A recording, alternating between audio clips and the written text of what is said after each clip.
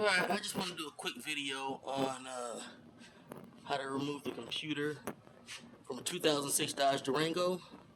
Um, I've already done everything, but because it was so simple, I thought my intention was to come out here and prep the vehicle, get it ready for tomorrow because I just got off work, get everything ready, take off the windshield cowl, etc., and get it ready so tomorrow I could do everything. But once I got into it, I saw how easy it was. So, um, the windshield cowl goes here. So that's this right here.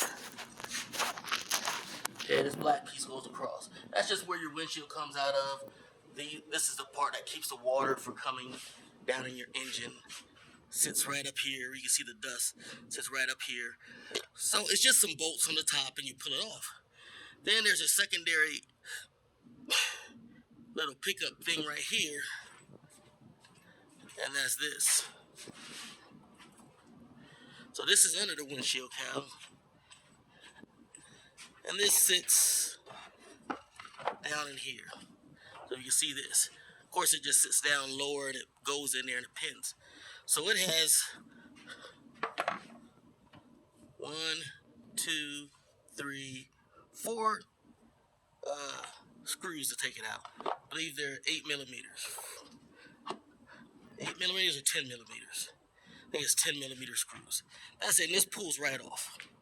Alright, once you take off the windshield cowl, you take off this chumpy. Took the battery out, of course, where the battery goes. I have disconnected nothing else from the engine. And when you're looking right here, this is where the computer goes. Now this is the actual computer here. This computer was basically sitting in here like this. Okay? And these are the plugs for it. Each one of these plugs. Now what I did was I took some little bit of chalk and wrote on them. If you can see this little line here, that's 1. That means this one goes for the first one.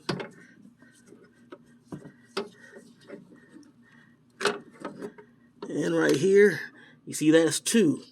And that goes right here on the second one.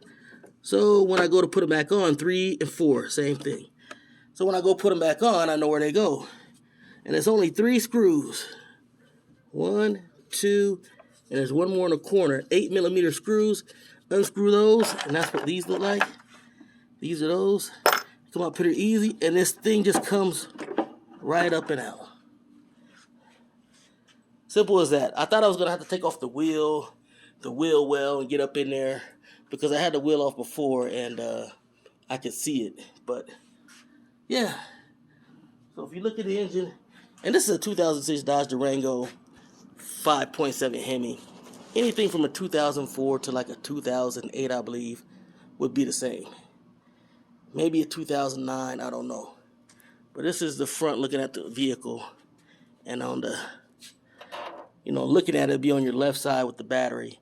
If you're in the vehicle, be on the right passenger side. So, simple as that. I got another one in the house that I got from allcomputerresources.com.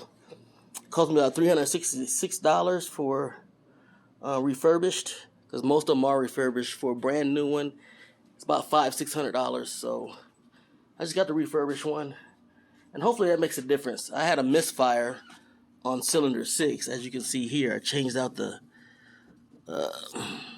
fuel injector coil, which I didn't need to do. It was working fine, but I thought it might not be working because of that misfire. But it's not that. And after I changed out the MDS solenoid, which is the reason I was having it, the car ran good for, about 4 or 5 days. I mean, not to get off track much, but I kept having a number 6 misfire. Just rebuilt the engine. And no matter what I did, I checked everything. Spark plugs, spark plug coils, coil packs, fuel injectors, everything. Down to I did a compression check. I did a leak down test. Everything. And the leak down test was giving me a little bit of air coming out of the oil dipstick over here. But I think that's because when I did it, it pushed the piston down. Because it wasn't, I think it just wasn't getting it wasn't staying up, so it pushed it down. So I couldn't figure out, so I looked it up and I realized that I changed out 4 of the MDS solenoids, which shut off 4 of the cylinders when you're driving to save you fuel. So you're only using 4 cylinders instead of 8. Well, it kept saying cylinder 6 misfire, so even though I changed them, I got some cheap ones. I got 4 of them for like $120. Normally these things are like $100 and something a piece, and I got it on Amazon. So I finally went to AutoZone, bought one. Actually bought 2 because the number 2 solenoid was not working. I mean, it was working fine, but I took it out and it was broken. But it wasn't registering that it wasn't working, but just in case. So I bought 2, put them in. Truck ran good for like 4 days. Then driving home one day, bam, it starts acting up again. Cylinder 6 misfire. So I'm hoping that it was just the computer not reading it, because it took me like 3-4 months to rebuild everything in here. The car was sitting. I disconnected stuff. A lot of the stuff, the factory parts aren't in anymore. So the from the head gasket to the lifters, exhaust manifolds, exhaust. I'm forgetting the name. I want to say lifters, but it's not the lifters. But I got new lifters, the exhaust, intake and exhaust thingamajigs that go up and down, let gas in, let the fuel out. I'm forgetting the name. I don't know why. But I got brand new of those, all the connections, springs, cleaned out the intake, a new air intake, new throttle body, new alternator, compressor, AC system, batteries, radiator, condenser, hoses, everything, belts. So sometimes it might not be reading things because it's not factory parts. That's what I'm hoping.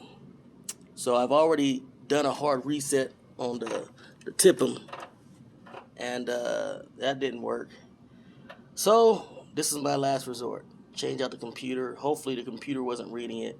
This new computer will do the job. I'm hoping. So I'll come back and let everybody know if it does work. Hopefully it does. And hopefully that helps anybody. The main thing is, well, I guess now if you had a cylinder 6 misfire, specific misfire on a Hemi, you can look, if it's not your usual suspects, look for your solenoids. And if the solenoid that's acting up is one of the ones that get shut off by your MDS solenoid, then that could be the problem. So check that out. But that is how you take out the computer. It's fairly easy. I only had to take off 2 things, 3 things, but it's all there, all just little screws, nothing major. All right, hope this helps someone out.